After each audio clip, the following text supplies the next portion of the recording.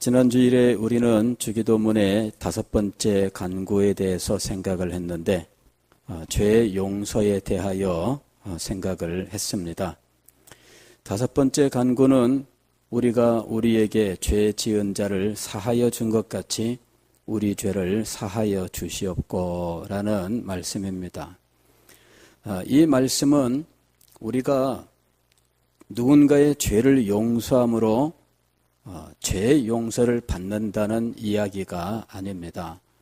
즉, 죄 용서는 오직 예수 그리스도의 십자가의 보혈의 공로 이외에는 죄 용서의 근거가 없습니다. 죄 용서는 오직 그리스도의 십자가의 보혈로 말미암아 이루어지는데, 문제는 뭐냐면은 우리가 이렇게 그리스도의 십자가의 보혈로 죄 용서를 받았음에도 죄 용서의 이 엄청난 은혜를 제대로 알지 못하고 누리지 못하며 사는 것입니다. 가령 예를 들어서 이 만 달란트를 빚진 사람이 임금님으로부터 탕감을 받았는데 자신이 10,000달란트 이 빚을 탕감받은 일이 그에게는 그렇게 심각하고 놀라운 일이 아니었던 거예요. 그래서 10,000달란트를 탕감받고 돌아가던 길에 자신에게 100데나리온 빚진 사람을 보고 이 사람 멱살을 붙들고 빚을 갚아라. 갚지 않으면은 너 감옥에 쳐넣는다. 이러면서 이 사람을 끌고 가서 감옥에 쳐넣은 거예요.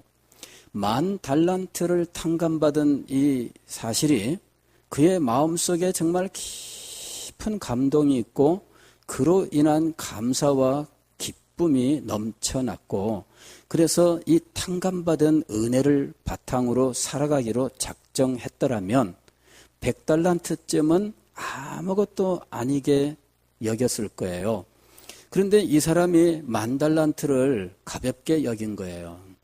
그러니까 100달란트가 자기에게는 무엇보다도 크게 보였던 거지요. 10,000달란트는 가볍고 100달란트는 커요. 자, 이런 마음이라면 그는 결코 이 10,000달란트 탕감받은 그 은혜 속에 살 수가 없습니다.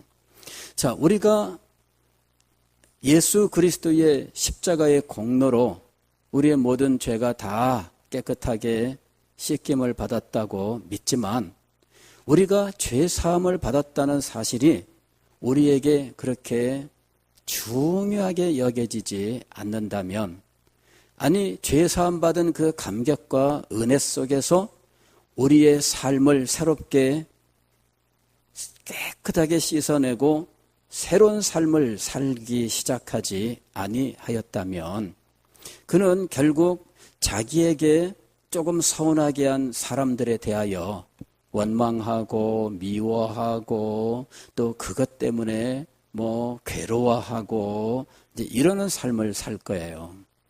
그러니까 그 속에 진정으로 이 복음의 은혜가 역사하고 있느냐, 십자가의 그 참된 능력이 그 속에서 지금 작용하고 있느냐 하는 거죠.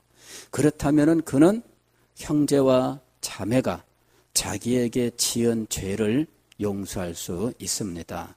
왜냐하면 자기가 하나님께 용서받은 것은 10,000달란트 용서받은 것으로 다가올 것이며, 형제가 자기에게 지은 죄는 100데나리온에 불과한 것이고, 이는 그야말로 껌값에 불과하게 여겨질 것이기 때문입니다. 하나님의 은혜가 넘치는 사람은 다른 사람들에 대해서 관대하게 됩니다. 신기합니다, 여러분. 은혜가 없는 사람은 형제와 자매들에 대하여 관대하지 못해요. 은혜가 넘치는 사람은 지금 은혜를 붙들고 은혜 속에 살기도 바빠요. 그래서 다른 사람이 내게 어떻게 했는지는 중요하지 않아요. 지금 그거 신경 쓸 겨를이 없어요. 지금 내가 신경 쓰는 것은 오로지 하나님이고 하나님의 은혜입니다. 그래서 이 은혜 가운데 있는 사람은 다른 사람의 잘못이 그렇게 크게 여겨지지 않아요.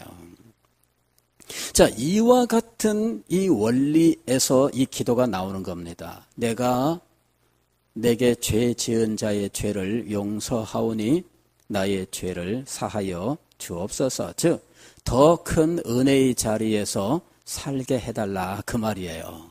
예?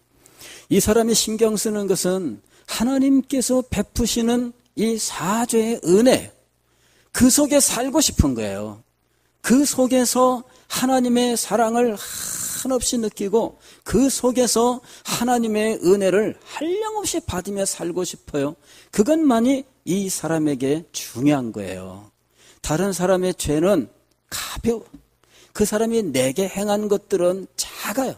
그거 신경 쓰느라 이 엄청난 것을 놓치면 안 되는 겁니다. 여러분, 그런 거 있잖아요. 작은 게 신경 쓰다가 큰 거 놓치는 이런 일들이 있잖아요. 지나가고 난 다음에 뭐라 그래요? 아이고, 내가 지금 쓸데없이 이 조그마한 거 붙들고 이거 손에 쥐려다가 이 큰 거를 놓친 거예요. 그러면은 얼마나 속에서 안타깝겠어요. 아, 내가 참 어리석었지. 난 정말 바보 같았지. 내가 정말 무슨 짓을 한 거야. 막 그런 생각 들지 않겠어요? 예? 이게 바로 그거예요. 하나님의 사랑과 하나님의 은혜, 하나님께서 내게 베풀어 주신 이 사죄의 은총이 너무 크고 놀라운 거예요. 그것을 붙들고 살기도 바빠요. 이것을 붙들고 사는데 이 자그마한 것들까지 신경 쓰면서 그것 때문에 내가 그것 때문에 시간 쓰고 괴로워하고 감정 낭비하고 뭐 이렇게 할 필요가 없다 그 얘기예요. 자, 이런 이 하나님의 은혜를 추구하는, 그리고 이것을 가장 크게 여기는 이런 원리 속에서 지금 우리는 이렇게 기도하는 겁니다. 다섯 번째 기도가 바로 그것이죠. 우리가 우리에게 죄 지은 자를 사하여 준 것 같이 우리 죄를 사하여 주시옵고, 더 크고 더 놀랍고 더 영광스러운 하나님의 은혜와 사랑, 그 사죄의 은혜 속에서 살고 싶어하는 심정, 바로 이것이 이 기도의 내용인 겁니다. 자, 오늘은 소요리 문답 제 106문입니다. 107문이 소요리 문답 마지막이에요. 예, 드디어 이제 대단원이 다가왔습니다. 이 106문은 어떻게 되어 있냐면은, 우리는 여섯째 간구에서 무엇을 위해 기도합니까? 주기도문의 여섯 번째 간구를 다루게 되었습니다. 답은 이렇게 되어 있어요. 여섯째 간구는 우리를 시험에 들게 마시옵고 다만 악에서 구하시옵소서인데, 이는 하나님께서 우리를 죄의 시험으로부터 지켜주시거나 시험당할 때에 우리를 도와주시고 구원하시기를 위해 기도하는 것입니다. 여기서 이제 크게 두 가지예요. 시험이 아예 안 오게 하는 거죠. 시험이 아예 안 오게 하는 거예요. 이것이 첫 번째, 우리를 죄의 시험으로부터 지켜주시거나, 그 다음에 두 번째는 뭐냐면은, 우리가 시험당할 때에, 시험이 안 왔으면 좋겠지만 왔어요. 시험이 왔으면 어떻게 해야 돼요? 우리를 도와주시고 그 시험으로부터 우리를 구원하여, 즉 건져주시기를 위해서 기도하는 것입니다. 자, 그러면 여기서 시험이라고 이야기했는데 이 시험이란 무엇인가? 요리문답은 이렇게 되어 있어요. 죄의 시험으로부터 지켜주시거나, 죄의 이렇게 얘기했는데 영어로는 이 to sin, 즉 죄에 이르는, 죄를 향하는, 죄를 목적으로 하는 이런 의미를 갖고 있어요. 그러니까 죄를 향하고 죄를 목적으로 하며 그 죄가 그 종착역이 되는 시험에, 그러니까 시험이라고 하는 것은 온전히 무엇과 연관되어 있느냐면 죄와 연관되어 있는 거예요. 시험이란 무엇인가? 시험이란 우리의 마음과 생각이 죄를 향하게 하는 모든 수단과 힘과 작용이에요. 우리의 생각과 마음이 죄를 향하게 하는 거예요. 그렇게 만드는 모든 것들을 가리켜서 시험이라고 부르는 겁니다. 그리고 이 시험의 또 다른 면은 무엇이냐면은 어떤 죄를 적극적으로 행한다는 면에서의 시험도 있지만 또 다른 시험은 어떤 것이 있느냐면은 하나님과의 친밀한 교통으로부터 멀어지게 만드는 거예요.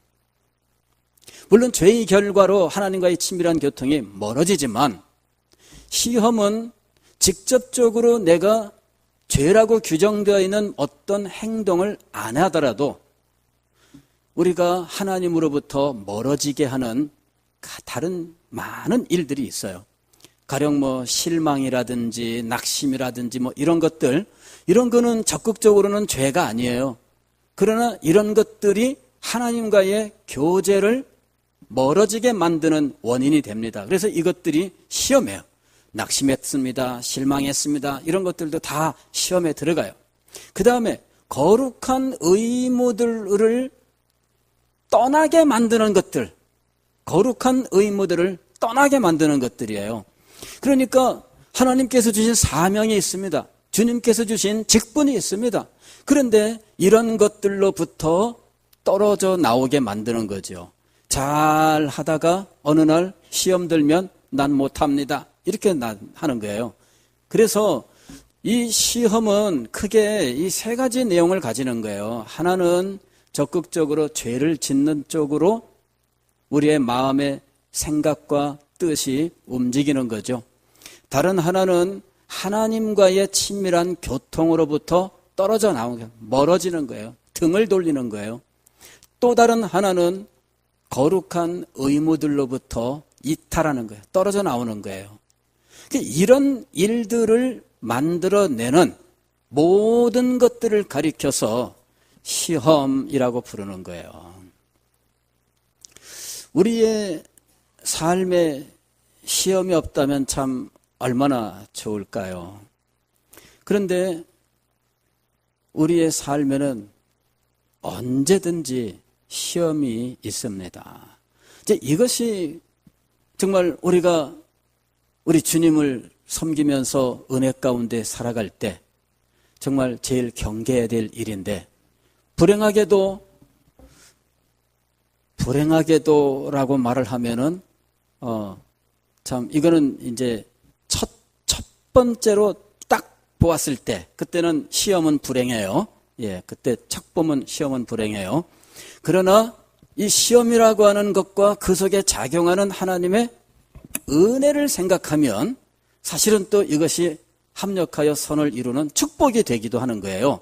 그래서 불행하게도라는 말을 쓰기는 하지만 그러나 이것이 오히려 하나님의 축복이 되는 또 다른 통로가 될 수 있기 때문에 무조건 불행한 것만은 아니에요. 다만 우리가 시험이 없었으면 참 좋겠지만 우리의 삶에는 시험은 늘 있기 마련이고 더군다나 시험은 조금만 있는 것이 아닙니다. 시험은 마치 우리 공기처럼 우리를 둘러싸고 있어요. 그래서 우리는 이 시험에 대해서 잘 알고 그리고 시험에 대하여 하나님 앞에 기도해야 되는 거예요. 예수님께서도 제자들에게 말씀하셨어요. 시험에 들지 않게 깨어 기도하라. 그랬어요. 시험에 들지 않게 깨어 기도하라. 시험이 없을 수 없어요. 아무리 대단한 사람이라도 시험이 없을 수 없어요. 아무리 많은 은혜를 받았던 사람이라 할지라도 시험이 찾아오지 않는 일은 없어요. 가령 여러분 이것에 대하여 우리가 확실한 예는 무엇이냐면은 바로 예수님의 경우예요. 예수님의 경우에도 시험이 있었습니다. 예, 예수님의 경우에도 시험하는 자가 찾아와서 예수 그리스도를 주님께서 받으신 그 거룩한 사명으로부터 떨어뜨리려고 했어요. 그리고 주님께서 이 하나님 아버지와 가지고 계신 그 근본적인 관계를 이거를 끊어버리려고 했어요. 그리고 이 세상의 유혹, 어떤 세상의 영화를 추구하는 이러한 곳으로 끌고 가려고 했던 거거든요. 그 예수님에게도 시험이 있었어요. 그래서 이 세상에 있는 어느 누구도 시험이 비켜가는 사람은 없습니다. 누구에게든지 시험은 있어요. 문제는 뭐냐면은 우리들이 그 사실을 알고 이 시험을 우리가 대비해야 된다는 거예요.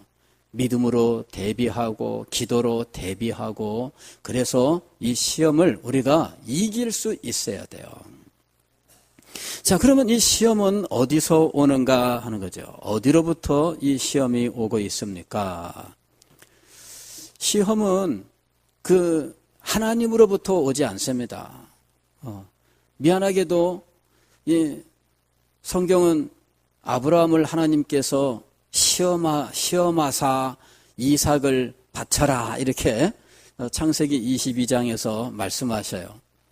그래서 어떤 사람들은 하나님이 시험하시는가 이렇게 생각할 수 있어요. 그런데 아까 시험에 대해서 뭐라고 말씀드렸냐면은 시험은 죄를 향하도록 하는 겁니다. 죄를 목적지로 하는 거예요. 그게 시험이에요. 그런데 하나님이 시험하는 것은 죄를 목적지로 하지 않고 무엇을 목적지로? 축복을 목적지로 하고 있어요. 그래서 하나님의 시험은 유혹으로서의 시험이 아니라 테스트, 트라이얼, 이 테스트, 즉 그를 더 실력 있고 더 능력 있게 하는 것을 목적으로 하고 있다는 거예요. 그리고 하나님이 시험하는 것은 그가 진리를 더 깊이 깨닫고 하나님을 더 신뢰하고 의지함으로 더 큰 은혜를 받게 하는 것입니다. 그래서 하나님은 시험하는 분이 아니에요. 야고보서 1장 13절 보게 되면 사람이 시험받을 때에 내가 하나님께 시험을 받는다 하지 말지니 하나님은 아무도 시험하지 아니하시느니라 그랬어요. 아무도 시험하지 아니하시느니라.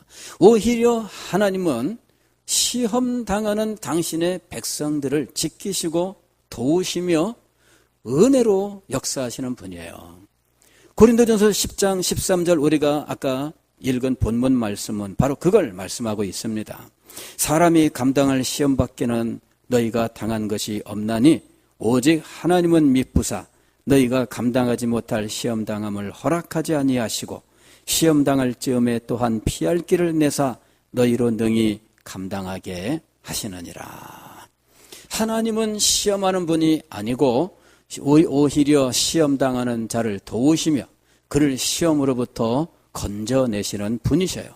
그에게 오히려 힘과 능력을 주셔서 능히 시험을 이기게 하시는 분이 하나님이세요. 그렇다면 이 시험은 도대체 어디서부터 오는 것입니까? 시험의 근원이 두 개가 있습니다. 하나는 나 자신이에요. 나 자신. 내 속에 있는 이 악한 죄의 본성, 이 죄의 본성이 시험의 근원이 돼요. 그리고 이 죄의 본성을 자극하는 우리 밖에 있는 이 외적 요인이 있습니다. 우리 밖에 있는 이 외적 요인은 마귀예요. 마귀가 외적 요인이 됩니다. 그래서 마귀가 우리에게 우리 속에 있는 죄의 본성, 즉 이 죄의 본성은 이 욕심으로 이루어져 있어요. 어떤 이 욕심이라고 하면은 그냥 우리가 아주 나쁜 뭔가를 막 탐내는 이런 걸 생각하는데 그것보다는 무엇인가를 원하고 막 하는 이러한 그 특징을 말하는 거예요.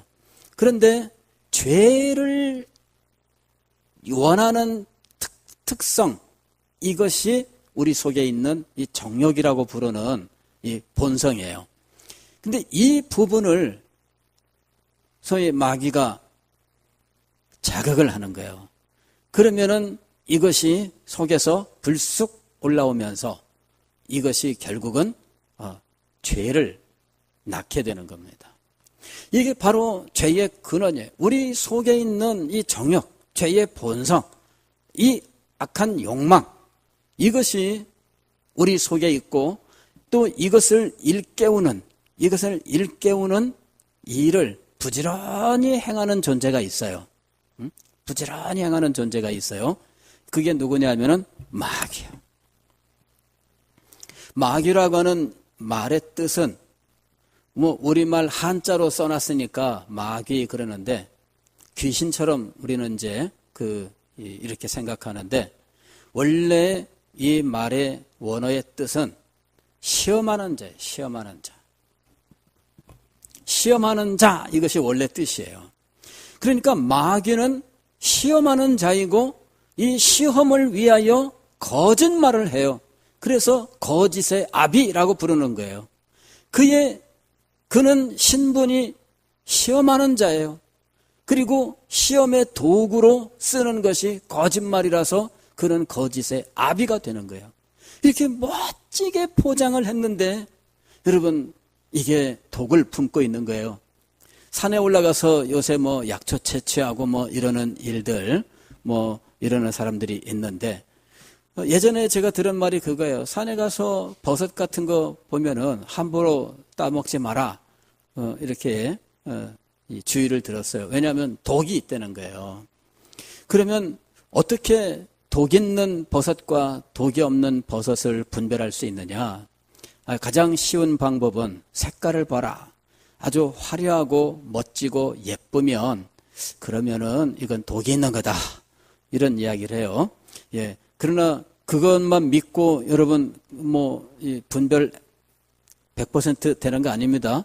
예, 화려하고 멋지고 예쁘고 그 기준 자체가 제각각이기 때문에 사실은 전문적인 훈련이 필요해요. 어쨌든 그겁니다. 얘가 버섯이고 굉장히 맛있게 보이는데 실상은 무엇을 품고 있어요? 독을 품고 있어요. 그게 마귀가 행하는 이 거짓의 특징이에요. 마귀가 행하는 이 거짓에 그만 우리가 넘어가면 어떻게 되느냐 하면은 이 하와가 선악과를 보았을 때 그때의 모습이 되는 거예요. 하와가 선악과를 보니까 이 선악과가 어땠어요? 예, 먹음직스러웠어요. 그리고 아주 보암직하고 그 다음에 지혜롭게 할 만큼 탐스럽게 보였다. 이렇게 얘기하고 있습니다. 그러니까는 마귀가 이 거짓이라고 하는 걸로 한번 코팅을 싹 하니까 선악과를 볼 때 보암직도 하고 먹음직도 하고 그 다음에 지혜롭게 할 만큼 탐스러웠다. 그렇게 눈에 보이는 거예요. 결국 이거는 하와의 눈에 한꺼풀 뭔가 이게 씌어진 거죠. 눈에 뭐가 씌어지면 어떻게 돼요? 그 다음에는 여러분 물벌 안 가립니다. 예, 물벌 안 가려요. 누구 말도 안 듣게 돼 있습니다. 한번 눈에 무엇인가 쓰이고 나면은 누구 말도 듣지 않아요. 저 사람 말 잘 듣던 사람인데 왜 말을 안 들을까?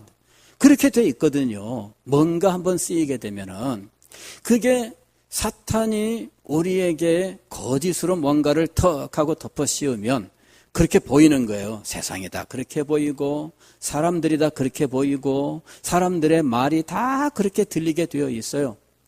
여러분 한번 우리가 어떤 생각으로 보기 시작하면 모든 것이 다 그렇게 보여요. 그게 현대 심리학에서 사람의 마음에 의하여 보는 것들을 다 이렇게 자기 마음의 어떤 그 생각 때문에 그렇게 본다라고 하는 것은 현대 심리학에서 이미 수없는 실험과 결과로 나와 있는 거예요. 가령 어떤 그림이 있어요. 그림이 있는데 그 그림은 여자의 그림입니다. 그러면서 사람들에게 이 그림을 보여줘요. 자, 이 그림 속에 여자 그림이 있는데 어떤 여자가 있을까요? 하고 물어봅니다. 어떤 사람은 예쁜 아가씨가 있네요. 이렇게 대답을 해요. 근데 어떤 사람은 턱이 이렇게 길쭉하게 나온 이 할머니가 있네요. 이러는 거예요. 근데 그 그림은 이렇게도 저렇게도 볼 수 있도록 되어 있습니다. 예. 이 예쁜 아가씨가 있네요 라고 한 사람들은 머리카락과 그 다음에 갸름한 얼굴로 봐요. 근데 턱이 길쭉한 할머니가 있네요 그런 사람은 이 얼굴 부분을 이 고집센 턱으로 보게 돼 있어요. 그게 사람의 심리에 따라서 이 그림이 달리 보여요. 시험 당할 때는 어떤 일이 일어나느냐? 이전에 보던 눈이 아니에요.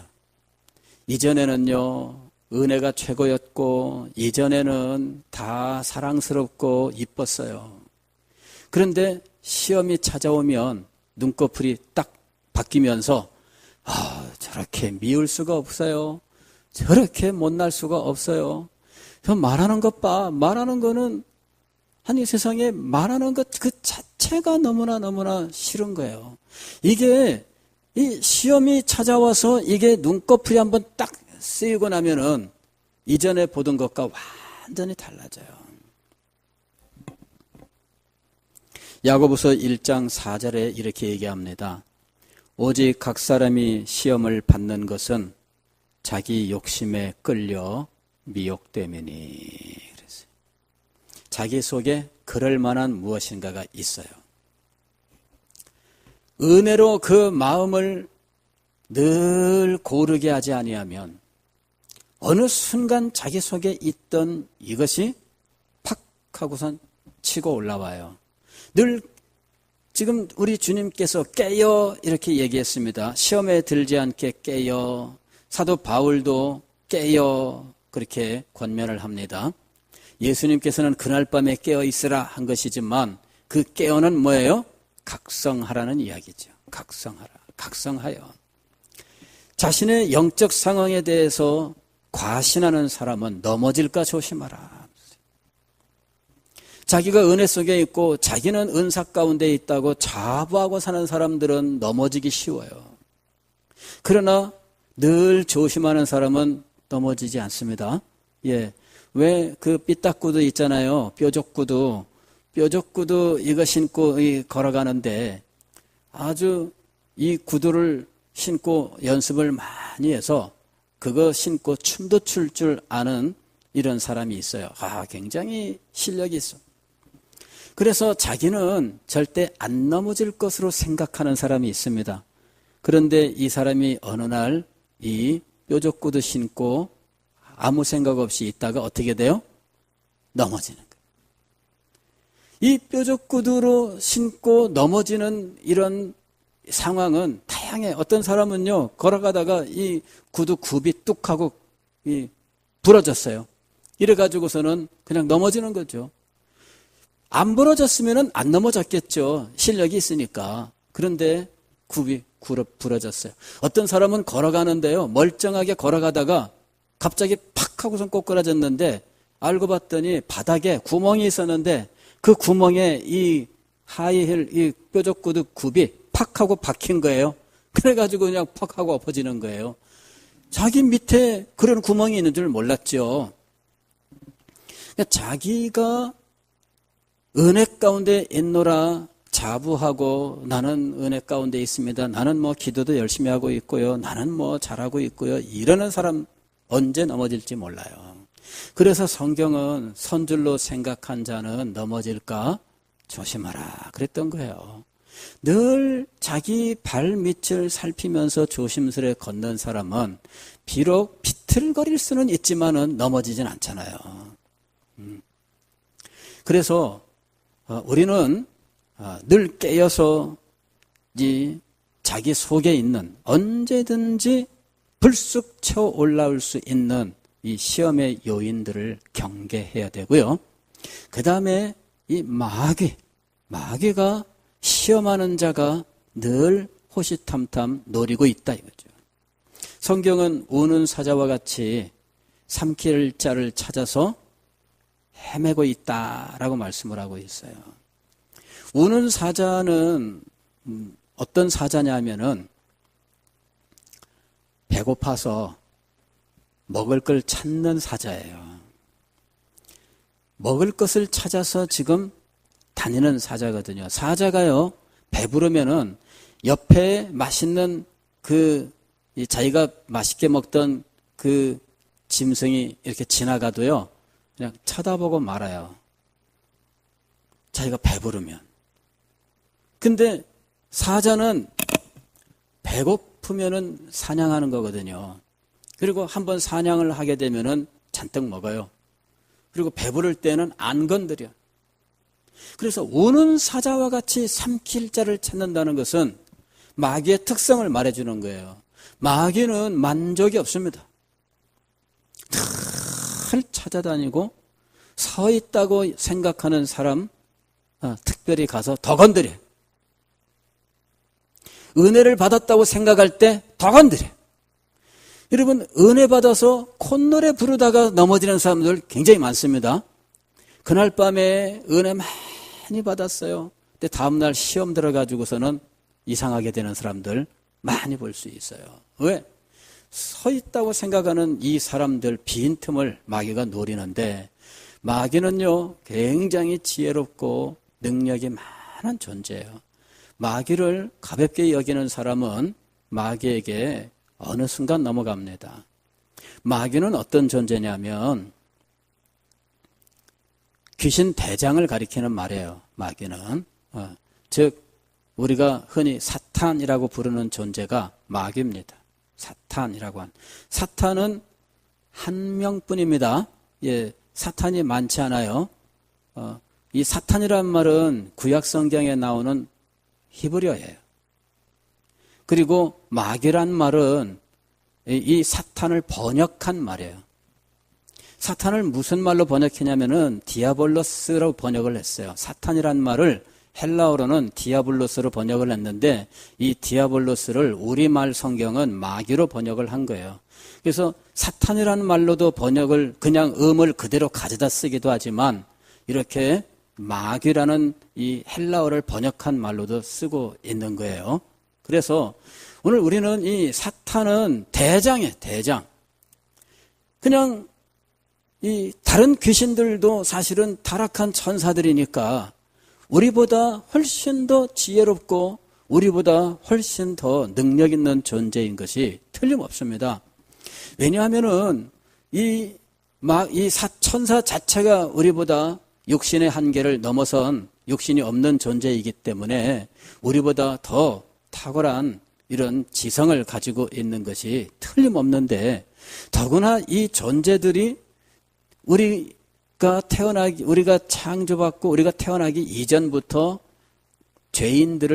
인간들을 연구하고 인간들을 시험해 왔던 존재거든요. 그러니까 이 사탄은 그 귀신들과 더불어서 인간을 연구한 세월이 얼마나 장구하며 아담 때부터니까. 그리고 그동안에 축적된 데이터가 얼마나 많을 것이며, 그리고 그 데이터를 분류하고 모든 상황에 어떻게 하면 이 사람이 넘어질 것이다 하는 것에 대하여 모든 수단들이 다 준비되어 있는 존재라는 거예요. 우리는 그 정도로 사탄의 괴계를 연구한 적이 없어요. 그냥 은혜로 사는 사람들이에요. 사실 그거 하나면 다 이길 수 있는 거지만 문제는 뭐냐면은 우리가 언제나 은혜 가운데 살지 못한다는 거예요. 이게 문제예요. 그래서 우리가 분명히 알아야 됩니다. 시험은 언제나 우리에게 마치 공기처럼 존재하고 있습니다. 이 시험은 우리 속에 있는 정욕, 죄의 본성과 사탄 그리고 그의 졸개들인 이 귀신들의 이 유혹으로 인해서 이 시험이 시작되는데, 시험에 빠지게 되면 죄를 짓는 쪽으로 가든지 하나님과의 친밀한 교제로부터 떨어지든 등을 돌리고 외면하든지 아니면 주님께서 주신 거룩한 일들로부터 떠나든지 이런 일들이 이루어진다는 거예요. 그리 되면 그는 영적으로 굉장히 고통스러운 상황에 떨어지는 거예요. 죄를 짓고 난 이후에 얼마나 많은 아픔과 고통이 있을까요? 이 사람이 은혜가 없는 사람이면은 애초에 시험이랄 것도 없고, 그리고 그 시험에 떨어진 것을 슬퍼할 이유도 없죠. 그러나 이 사람이 은혜를 받은 사람이라면 반드시 자신이 시험에 들어 죄에 빠진 것을 슬퍼할 거예요. 마치 베드로가 예수님을 3번 부인하고 밖에 나가서 슬피 울었던 것처럼 이 사람은 시험에 빠져서 범죄한 것에 대하여 슬퍼하고 정말 말로 다 할 수 없는 고통을 겪게 될 것입니다. 이 사람이 은혜를 받은 사람이라면 하나님과의 영적 교제가 끊어져서 하나님의 사랑이 느껴지지 않고 하나님 앞에 기도해도 하나님이 멀리 계신 것처럼 느껴진다면 이 사람은 참으로 슬퍼하며 괴로워할 거예요. 그렇지 않습니까?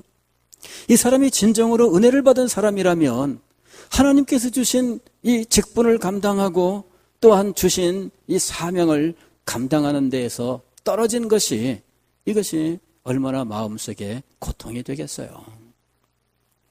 그러므로 오늘 우리는 시험을 분별하고 이 시험을 이겨야 된다 하는 겁니다. 예, 시험을 이겨야 돼요. 어떻게 해야 될 것인가? 우리 주님께서는 깨어 기도하라 하고 말씀하셨습니다. 기도가 첫 번째 방법이겠죠. 그리고 마귀를 대적하라 그랬습니다. 마귀를 대적하라. 그리하면 저가 너를 떠나리라 그랬어요. 그리스도인들은 이걸 알아야 돼요. 우리가 아까 제가 말씀을 드렸죠. 마귀는 보통 존재가 아니라고. 예, 마귀는 아마 제가 잘은 모르지만 여러분들을 직접 시험하러 오지는 않아요. 왜? 급이 달라서. 우리는 잔챙이들이에요. 잔챙이인데 이 귀신 대왕이, 공중의 권세 잡은 이 왕이 여러분 직접 상대하러 오겠어요? 그렇지 않습니다. 예. 대부분은 여러분은 잔챙이들은 잔챙이가 상대해라. 그런데 그 잔챙이가 아니에요. 예. 귀신이 여러분 타락한 천사 아닙니까? 그러니 그가 얼마나 오랫동안 존재하면서 그가 얼마나 많은 하나님의 사람들을 유혹했으며 넘어뜨렸으며 절망에 빠뜨렸는지 그 다양한 경험들을 축적한 소위 말하면 역전의 용사예요. 여러분 이게 엄청난 겁니다. 이 사람들은요 역전의 용사예요.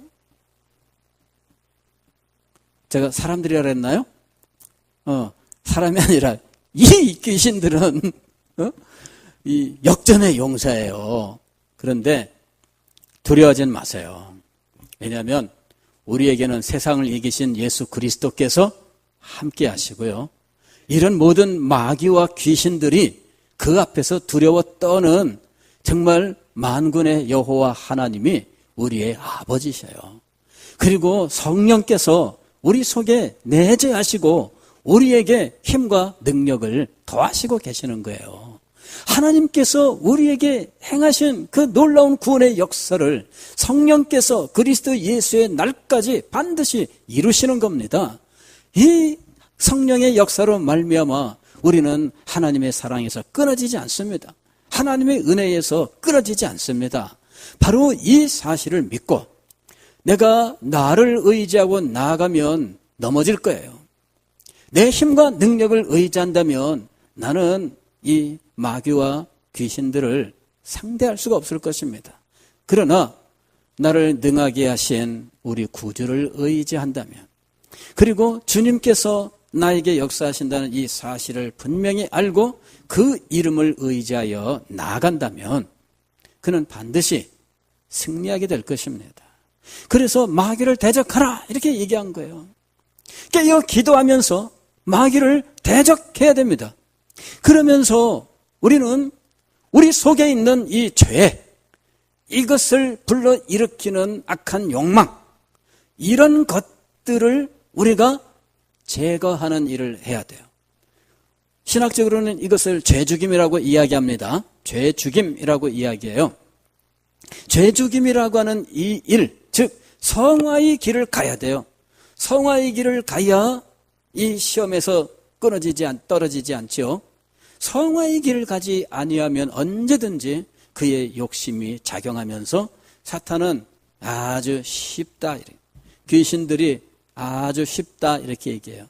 그냥 툭 건드리면 넘어지는 거예요. 그냥 바람만 훅 불어도 그냥 날아가는 거예요.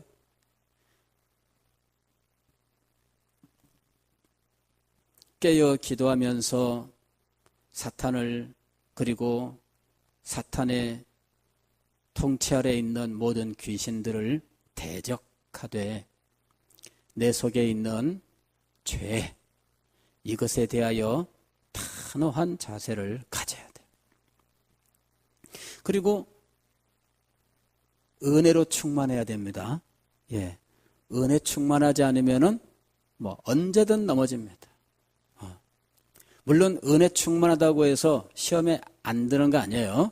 예, 은혜 충만하여 교만해지면 그게 문제입니다. 예, 그러나 늘 겸손하여 주님 앞에 나아가는 사람은 은혜로 충만할 것이며 그 겸손이 그를 하나님의 은혜와 능력으로 굳게 서는 그런 길을 열어줄 거예요. 사랑하는 성도 여러분, 시험을 우리가 안 당할 수 없습니다. 늘 시험을 당하는 가운데 있어요. 그러나 이 시험에 지면 안 됩니다. 시험을 이겨야 돼요. 저도 있다 보면은 온갖 시험들 오지 않겠습니까? 이런저런 일들 다 있고요. 이런저런 말들 다 들리고요. 그럴 때마다 속에서 첫 번째로 올라오는 감정에 휩쓸리면 시험에 듭니다, 여러분. 예. 첫 번째로 올라오는 감정에 자기를 맡기면 안 돼요. 이거를 부인할 수 있어야 돼요. 이거를 이길 수 있어야 돼요. 이거를 이겨야 우리는 비로소 하나님께서 주신 이 능력을 가지고 나갈 수 있게 돼요. 그렇지 않으면은 시험에 빠지는 거예요. 우리 귀에 온갖 것들이 들려오고 있잖아요. 그런 거를 들을 때마다 이게 올라오잖아요. 이런 마음들을 우리가 제어하지 못하고 또 어느 순간 불쑥 팍 하고 내가 의도한 것이 아닌데 올라오는 일들이 있습니다. 그럴 때조차도 내가 훈련되어 있어야 돼요. 그럴 때조차도 내가 어떻게 반응할지 훈련이 되어 있어야 돼요. 팍 하고 올라오는 대로 행동하면 안 돼요. 팍 하고 올라오는 대로 말하면 안 돼요. 훈련이 되어 있어야 돼요.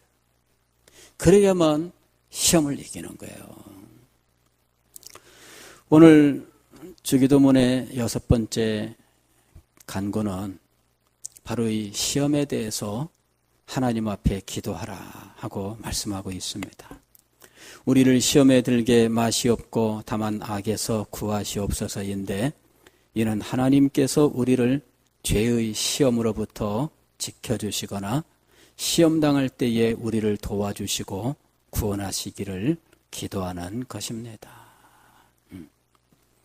여기서 이제 한 가지 시간이 많이 가서 그냥 간단하게만 말씀을 드리면 악에서 구하시옵소서라는 말입니다.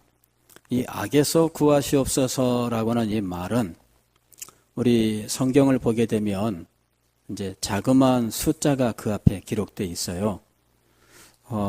1이라고 하는 그 숫자가 기록되어 있습니다. 그러면서 난 외에 어떻게 번역할 수 있느냐 하면 또는 악한 자에게서도 이렇게 이야기합니다. 이건 뭐냐면요. 악에서 구하시옵소서라고 하게 되면 이건 뭐냐면은 나쁜 환경으로부터 우리를 이제 지켜달라는 말이에요. 나쁜 것들. 그러니까 우리를 해롭게 할 수 있는 환경이 있어요. 이런 이 범죄에 빠질 수 있는 환경, 어떤 유혹에 빠질 수 있는 환경들이 있어요. 이제 이런 환경으로부터 나를 지켜주시옵소서라고 하는 것이 이 악에서 구하옵소서예요.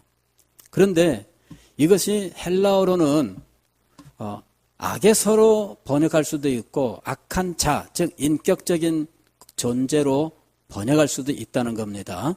자, 인격적인 존재로 번역을 하면 악한 자에게서 구하시옵소서 이렇게 되는 거예요. 그럴 때에는 사탄 혹은 귀신들의 역사로부터 지켜달라는 말입니다. 자, 이것은 이 두 가지로 우리가 번역할 수 있어요. 어차피 번역해서 써놓으려면, 인쇄하려면 한 개를 선택할 수밖에 없습니다.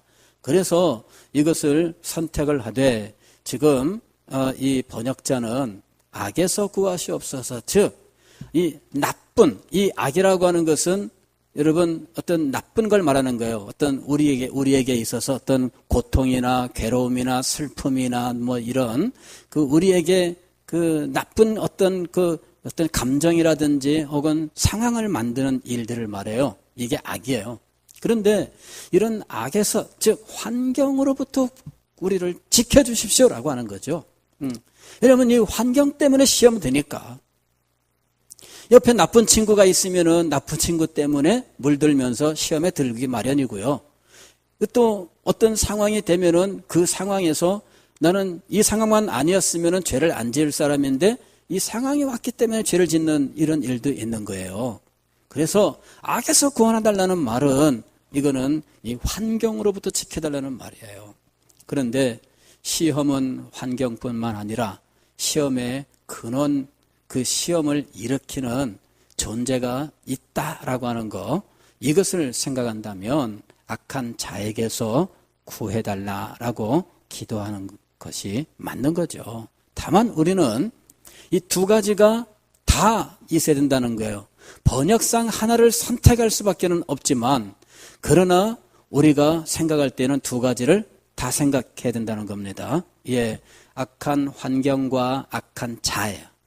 이 두 가지로부터 우리를 구원하사 시험에 들지 않게 하여 주옵소서라고 늘 하나님 앞에 기도해야 된다는 겁니다. 시험을 이기는 자는 은혜 가운데 살 것이며 시험을 이기는 자는 성결한 자가 될 것이며 시험을 이기는 자는 하나님과 친밀한 교통을 계속 이어갈 것이며 시험을 이기는 자는 주님께서 주신 거룩한 의무와 사명을 힘있게 감당하게 될 것입니다. 기도하겠습니다.